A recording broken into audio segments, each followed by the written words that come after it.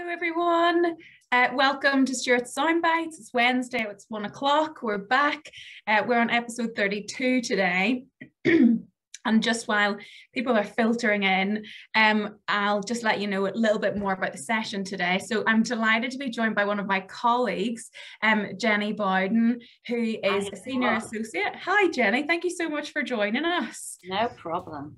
You've been off on mat leave recently, Jenny, so you're being thrown into the deep end, getting back to grips with all your clients and doing things like this. It's the best way to get into things, I think. Just go in deep end and get on with it, frankly. You're just right. So yeah, Jenny's a senior associate in our family and divorce team. And we work together, Jenny, well, we have worked together on matters before. And sometimes you have calls from us saying, there are these kind of issues that have arisen in our personal injury cases. And we're going to talk today a little bit about some of the crossover issues that we come up against frequently in personal injury claims. And of course, we work with catastrophic injury clients, and you deal with the divorce and family side of stuff. So we're going to talk a wee bit about the crossover and how our paths cross in litigation, Jenny. And I mean, it's well known that a catastrophic injury is obviously completely life-changing and devastating for an individual, but also has wider repercussions upon the family, spouse, kids, and you know, it's not just limited to the person that's been injured.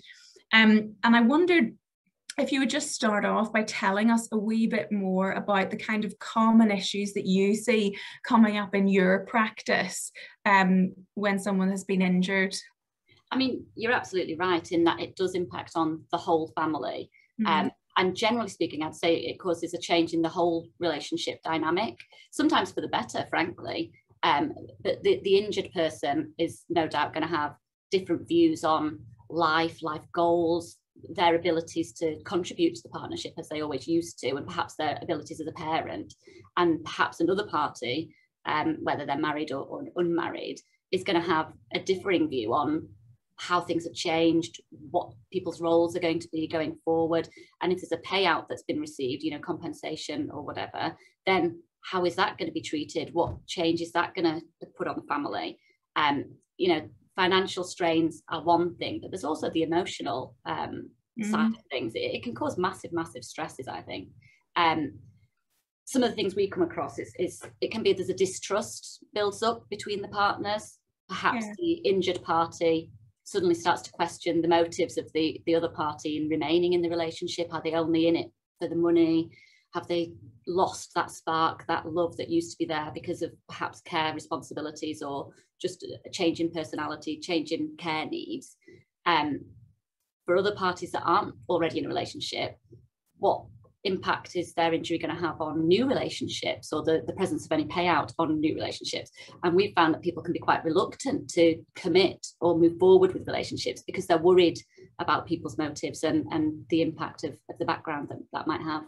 Yeah, and we've seen a lot, Jenny, this is your experience too, is particularly with brain injured clients, you know, partners or members of their family saying they're a different person and things have changed so much. And it's really, really hard. And Louis Theroux did a really good documentary about it, if anyone's interested, on BBC a while ago, about the kind of the how brain injury impacts upon the wider family. But we're not here to talk about Louis Theroux. So I wanted to talk a little bit about precautionary steps.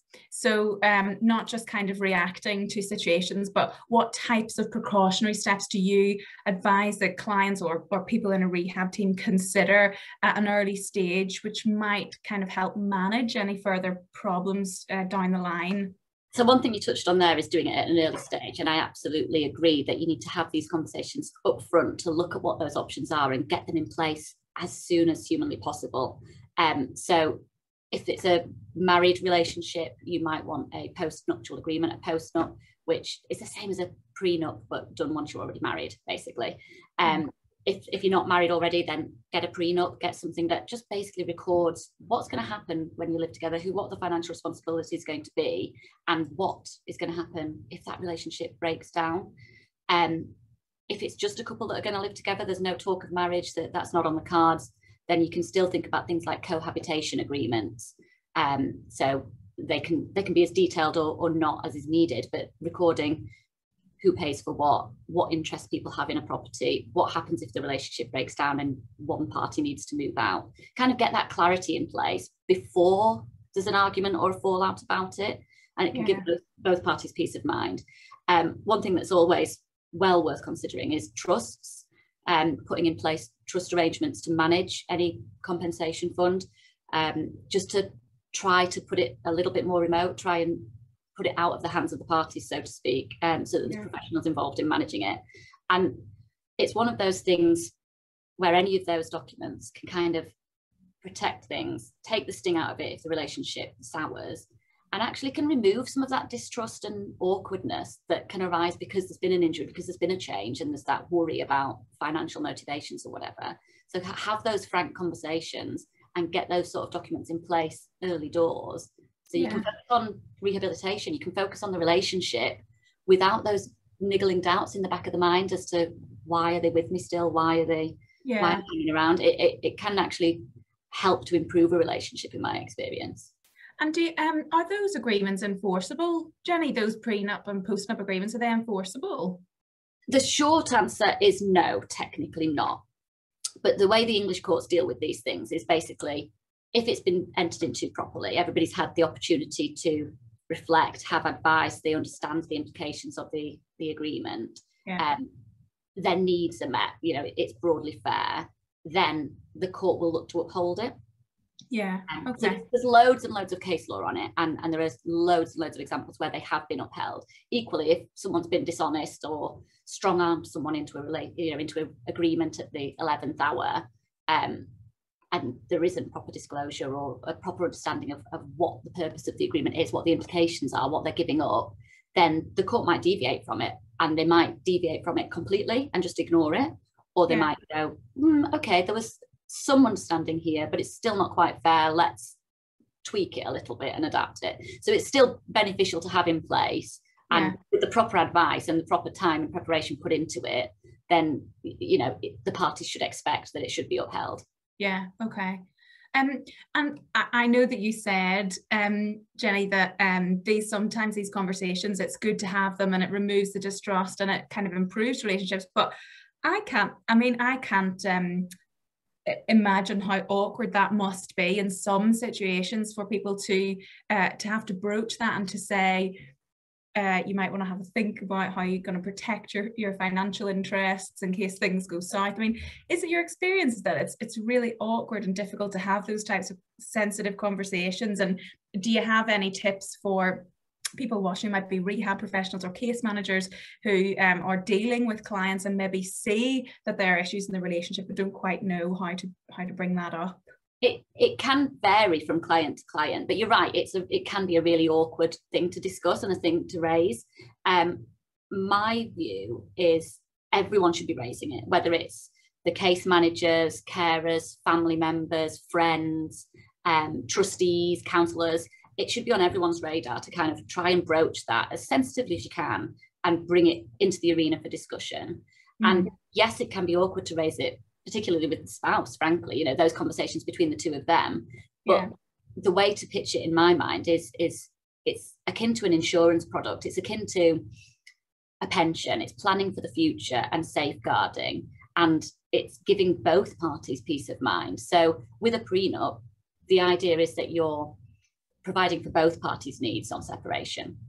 So it's not just about ring fencing everything for the injured party and leaving the other person out in the cold. It's about setting the boundaries, setting the parameters of what is reasonable, and everybody having that understanding. So you don't need to worry about it or think about it any further. You wouldn't get in the car and drive off without an insurance policy to protect what happens in the worst case scenario. And the same should be said for relationships. You should have that protection in place, and then you can focus on enjoying the relationship without worrying what happens if there's a head-on collision. And it's an interesting way to think about it, actually, because the clients that we work with have such a huge number of things already on their plate to worry about, and not least what's going to happen in the future and how things are going to play out. So you're right, it's a sensible thing to discuss. And I wanted to give you a bit of a scenario because I find this the easiest way to remember things and to relate. So I'm going to give you kind of a scenario with a married couple. And let's presume that the husband sustains a life-changing injury and the case is settled and he gets a large payment, a multi-million-pound payout, and they have during the course of the litigation, say, purchased an adapted property for his needs. And for these purposes, I guess we'll also assume that we don't have the benefit of a prenup or a postnup or anything like that in place. So injured husband and they end up separating. What does the wife have any claim on damages already received by the husband, and what happens to the property? So this is one of those really annoying answers where it's a lawyer answer, in that I've got to say, oh, it depends. In family law, there is no one-size-fits-all formula to it, and there's such broad discretion. The court has to consider all the circumstances. So generally speaking, they'd look at all the assets and all the resources available to the parties, and that payout is one of those resources. Now, they'd have to look at how the payout has been used. Has it been ring-fenced? Has it been put in a trust and safeguarded from use by the couple? Has it actually been dipped into to support family living, family expenditure, holidays, new cars, as well as this adapted property? And the treatment of it is going to depend on the answer to some of those questions. In terms of the property they live in, generally speaking, family law says that the family home is an asset that has to be shared equally. So that's going to be your starting point, but that doesn't mean it has to be sold and divided. It just means that it's an asset that's up for division, and if the husband's case is that he needs to retain that property for his needs, then that is possibly what the court will order at the end of it, and the wife will get some other provision from other assets that are available. The court can dip into trust resources. The court can dip into the payouts he's received. If they can avoid doing so, if there's sufficient assets elsewhere aside from the payout that can be used to meet everybody's needs, then fine. But again, it's going to depend on the timeline of these payments and how they've been used during the relationship. So it's a really complex calculation, and I think it depends case by case. Yeah. As I say, an annoying lawyer answer. It is a lawyer answer, but that's what we expect. We're lawyers, Jenny. That's fine. That's really helpful. And we're swiftly running out of time, as we do every week. But just quickly, top tips for managing a client who is absolutely adamant that their relationship is strong, there are no problems, they don't want to put in place any precautions to protect any future damages. What advice would you offer? I mean, I'd just say that having some protection in place is confirmation that the relationship's strong. That's the evidence. If it's so strong, then the other party's not going to have any issue entering into one of these agreements, to give everybody the reassurance, the peace of mind that they're in this for the right reasons. They're in it for the love and the commitment that they've got together, and not for some dodgy financial claim or to manipulate the resources that somebody's got. So in some ways, the fact that they're saying it's so strong should be the prompt to raise the issue, get the documentation drawn up and get on with it. Again, I'd just say it's like an insurance policy. They should be thinking about future protection. And if they're having advice from financial advisors, counsellors, case managers, whoever, then getting this sort of documentation drawn up should be something that's on the top of everyone's radar. And I think just keep pushing the issue. Until the client accepts that it is something that's in their best interest, whether or not there's problems in the relationship. Now, the whole point of these documents is to resolve things without the sting of a relationship breakdown, because once you do have that fallout, it's really difficult, and someone might want to pursue more claims that they've not even thought of before. Yeah, sure. And I'm going to ask you, my final question is a lawyery type question that'll probably elicit a lawyery type answer, but that's all right. I wanted to ask you a little bit about capacity, because clients who lack capacity and have a deputy in place, say, then they arguably have kind of an additional layer of protection in terms of potential financial abuse and protecting any interim damages or final awards. What about clients who retain capacity? Are they more susceptible to any sums of compensation being tapped into by a spouse if a marriage breaks down? And I suppose adding to that, sorry, I've just thought of something else. Are there any aspects of the award that may be more vulnerable to? I think the first part of the answer is probably they're both as vulnerable in that the court is going to consider all the circumstances. They're going to look at how the funds have been treated. I suppose if a deputy or someone's in place and the funds have been used more cautiously and not applied towards family expenditure, then they may have a better layer of protection. In terms of the particular bits of the award that might be more vulnerable to attack, things like gratuitous payments for, for gratuitous care, that actually is a payment for usually a spouse that has provided care. So that fund should belong to the spouse in any event. So that's always a very vulnerable area. Money that's been applied and used for family expenditure, so on a family house, or been put into mixed investments and used day to day, is, if it's been mingled, then arguably it's more in the family pot. Bits that have been perhaps in respect of income, lost income during the relationship, might again be susceptible. It's all one of those, depends on the circumstances of the case. Yeah, great. Thank you so much, Jenny. That was so helpful, really interesting, and great for people to start thinking about those issues. And as you say, it's never too early for clients to start dwelling, and rehab professionals, I guess, that are working in a team, and to start dwelling upon those points. So thank you very much indeed. No We're out of time. If there are any questions arising from today's session, please send them to me or to Jenny. We'll make sure that you have the details, and our email addresses are online. So please do get in touch with any questions, and we'll try to come back to you. Just before you all dash off, I just want to mention our episode next week, next Wednesday, 1 o'clock. We have Professor John Stone coming to speak to us about functional neurological disorder, which is a fascinating topic as well. So please do join us. You'll all receive the invite for that tomorrow, and we'll look forward to seeing you next week. Thank you. Thanks, Emma. Bye. Thanks, Jenny. Bye.